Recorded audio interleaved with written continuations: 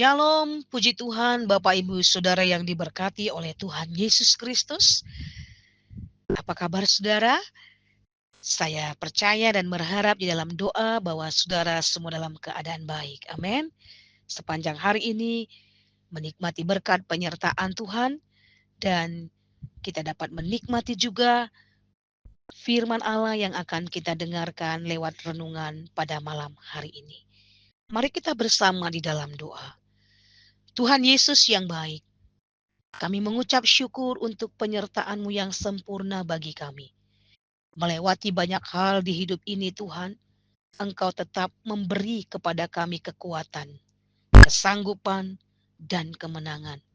Hati kami rindu untuk terus ada di dekat-Mu, mendengarkan suara-Mu lewat firman kebenaran. Roh Kudus menolong kami, Roh Kudus menuntun kami untuk dapat memahami, mengerti setiap kebenaran-Mu. Demi nama Tuhan Yesus kami berdoa. Amin. Puji Tuhan saudara, mari kita membaca kitab Mazmur pasal yang ke-18 ayat yang ke-21 sampai ayat yang ke-26. Demikian firman Tuhan. Tuhan memperlakukan aku sesuai dengan kebenaranku. Ia membalas kepadaku sesuai dengan kesucian tanganku. Sebab aku tetap mengikuti jalan Tuhan dan tidak berlaku fasik terhadap Allahku. Sebab segala hukumnya kuperhatikan dan ketetapannya tidaklah kujauhkan daripadaku. Aku berlaku tidak bercela di hadapannya dan menjaga diri terhadap kesalahan. Karena itu Tuhan membalas kepadaku sesuai dengan kebenaranku, sesuai dengan kesucian tanganku di depan matanya. Terhadap orang yang setia, Engkau berlaku setia. Terhadap orang yang tidak bercela, Engkau berlaku tidak bercela. Puji Tuhan, saudara, malam hari ini kita akan memperhatikan bagian firman Tuhan ini dan akan saya berikan sebuah judul renungan kita, bagaimana Tuhan memperlakukan kita. Kalau kita menyadari betapa Tuhan begitu mengasihi dan memperhatikan saya dan saudara sedemikian rupa, bahkan kita tahu ia sampai rela menyerahkan dan mengorbankan nyawanya untuk menebus saya dan saudara dari dosa-dosa kita. Supaya kita tidak ada di dalam hukuman yang kekal, tetapi kita ada di dalam kehidupan yang kekal bersama dengan Dia. Lalu, bagaimana seharusnya kita meresponi dan berlaku? Bagaimana sikap dan perbuatan kita? Apakah menyenangkan hati Tuhan atau tidak? Nah, saudara, dari pihak Tuhan, Tuhan selalu memperlakukan saya dan saudara dengan selalu memberi yang terbaik. Dan saya percaya Tuhan tidak punya hal yang tidak baik. Dia selalu menyediakan, mempersiapkan, dan memberikan yang terbaik bagi saya dan saudara. Mengorbankan nyawanya untuk menebus saya dan saudara dari dosa-dosa, itu adalah pemberian yang terbaik. Lalu, bagaimana dari pihak saya dan saudara? Bila kita berkata bahwa kita sudah mengalami semua hal yang terbaik dalam kehidupan ini dari Tuhan, lalu bagaimana kita meresponi semua hal yang terbaik itu? Sudahkah kita hidup dan memperlakukan Tuhan memberikan dan memperhatikan, mengasihi Tuhan dengan cara yang terbaik pula. Atau kita justru seringkali menyakiti hati Tuhan, baik dalam perkataan kita, bahkan dalam perbuatan kita. Atau mungkin kita memperlakukan dia hanya untuk keuntungan-keuntungan kita saja. Misalnya ketika kita berdoa, saudara, isi-isi doa kita adalah seperti sebuah list yang panjang saja, dan isinya semuanya tertuju untuk kepentingan-kepentingan kita, tanpa kita berpikir kepentingan Tuhan bagi kerajaannya itu apa.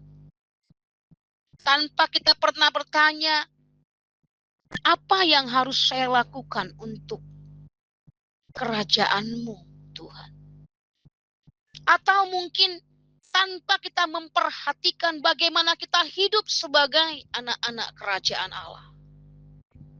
Pemazmur katakan di dalam Mazmur pasal yang ke-116 ayat yang ke-12, bagaimana akan kubalas kepada Tuhan segala kebajikannya kepadaku? Dengan apakah kita membalas apa yang sudah Tuhan perbuat bagi kita? Ayat yang ke-21, Tuhan berkata, firman Tuhan berkata, Tuhan memperlakukan aku sesuai dengan kebenaranku. Ayat yang ke-25, firman Tuhan berkata, karena itu Tuhan membalas kepadaku sesuai dengan kebenaranku, sesuai dengan kesucian tanganku di depan matanya. Bagaimana Tuhan memperlakukan kita, saudara? Bagaimana kita membalas kebaikan Tuhan? Satu kata saja, taat. Melalui ketaatan kita melakukan firman-Nya. Ada orang terkadang lebih cepat menilai orang lain daripada menilai dirinya sendiri. Dan mulai berkata, tidak perlulah seperti orang-orang yang sok suci. Kita kan masih manusia biasa. Tidak luput dari dosa dan kesalahan. Gak usahlah seperti pendeta.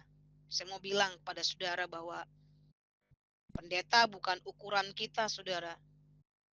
Untuk kita melakukan hal-hal yang berkenan di hadapan Tuhan. Ukuran kita, standar pengiringan kita adalah firman Allah, yaitu Tuhan sendiri.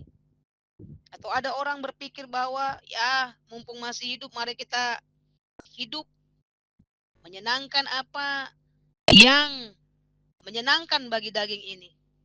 Saudara, saya mau katakan itu adalah jerat iblis. Jerat iblis yang berusaha menghalangi saya dan saudara untuk kita hidup taat di hadapan Tuhan. Untuk kita terlena dengan daging dan dunia, dan kita tidak lagi berpikir bagaimana cara saya membalas kebajikan Tuhan, melakukan hal yang berkenan di hadapan Tuhan. Sebab Tuhan sudah berbuat banyak hal dalam hidup ini, yaitu mengampuni setiap dosa kita. Jangan mau dihasut atau terjerat dengan bisikan-bisikan iblis itu, saudara. Ya, saya mau katakan bahwa tidak ada kata yang rugi atau sia-sia ketika kita melakukan setiap hal dalam ketaatan di hadapan Tuhan. Ya. Tentu kita mengingat dalam 1 Korintus 15 ayat yang ke-58 firman Tuhan berkata bahwa dalam persekutuan dengan Tuhan, jerih payah kita tidak akan sia-sia. Ketika kita bersekutu dengan Tuhan, tidak ada yang rugi. Tidak ada yang sia-sia. Karena persekutuan yang kita lakukan di hadapan Tuhan, itu nilainya kekal, saudara. Tidak akan ada seorang pun yang akan merebut itu dari saya dan saudara ketika kita melakukannya dengan ketaatan, dengan kasih, dengan kesungguhan di hadapan Tuhan. Amsal yang ke-14 ayat yang ke-23. Dalam tiap jerih payah ada keuntungan. Jadi Tuhan tidak pernah berhutang kepada saya dan saudara. Bahkan ketika kita taat, kita yang mengalami berkat Tuhan. Tuhan selalu memberikan berkat itu. Tuhan selalu menyatakan janjinya bagi saya dan saudara ketika kita ada di dalam ketaatan. Kembali lagi, bagaimana kita akan membalas kebaikan Tuhan, membalas kebajikan Tuhan? Dalam ketaatan. Ketaatan dalam hal apa? Ayat yang ke-22 firman Tuhan berkata, tetap mengikuti jalan Tuhan. Taat, tidak mengikuti jalan yang lain. Yang kedua, tidak berlaku fasik terhadap Allah. Jadi orang yang sudah di dalam Kristus, mulai berjalan dalam ketaatan, maka dia tidak akan kembali lagi seperti orang fasik yang tidak mengenal Tuhan. Yang selanjutnya ayat yang ke-23, segala hukum-hukumnya diperhatikan dan ketetapannya tidak dijauhkan daripada hidup kita. Jadi saudara, sedemikian Tuhan memperlakukan kita dengan seluruh hidupnya, maka kita pun membalas kebaikan Tuhan dengan seluruh kehidupan kita. Mengikuti jalan Tuhan, tidak berlaku fasik, mengikuti dan memperhatikan hukum dan ketetapannya Tuhan, bahkan hidup tidak bercela dan menjaga diri dari segala kesalahan. Bukankah ini berbicara tentang seluruh hidup, saudara? Yang harus kita persembahkan di hadapan Tuhan. Dan saya percaya sementara kita melakukan ini tiap-tiap hari dalam kehidupan pengiringan kita akan Tuhan, Tuhan bilang, tidak ada yang sia-sia. Bila ada yang berkata, ini bukanlah hal yang mudah, saya katakan tidak mudah. Tapi ketika kita mengizinkan Roh Kudus menuntun kita langkah demi langkah melakukannya, kita akan dapat berjalan terus bersama dengan Tuhan. Jadi, rugi besar, saudara, kalau kita tidak taat di hadapan Tuhan. Sebab Tuhan akan memberikan upah kepada setiap orang yang mentaati firman-Nya. Percayalah bahwa janji Tuhan pasti digenapi dalam hidup ini. Itu sebabnya ayat yang ke-26 sampai ayat yang ke-27 firman Tuhan berkata, terhadap orang yang suci engkau berlaku suci, tetapi terhadap orang yang bengkok engkau berlaku belat-belit, karena engkau lah yang menyelamatkan bangsa yang tertindas, tetapi orang yang memandang dengan congkak kau rendahkan. Karena engkau lah yang membuat pelitaku bercahaya, Tuhan Allahku menyinari kegelapanku. Ini janji Tuhan, saudara.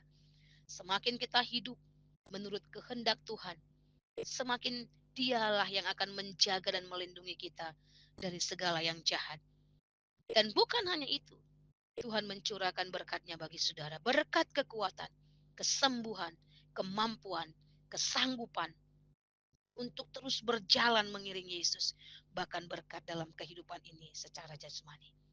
Oleh sebab itu mari kita bersama dalam ketaatan melakukannya. Tuhan sudah memperlakukan kita dengan sangat baik. Mempersiapkan dan memberikan yang terbaik.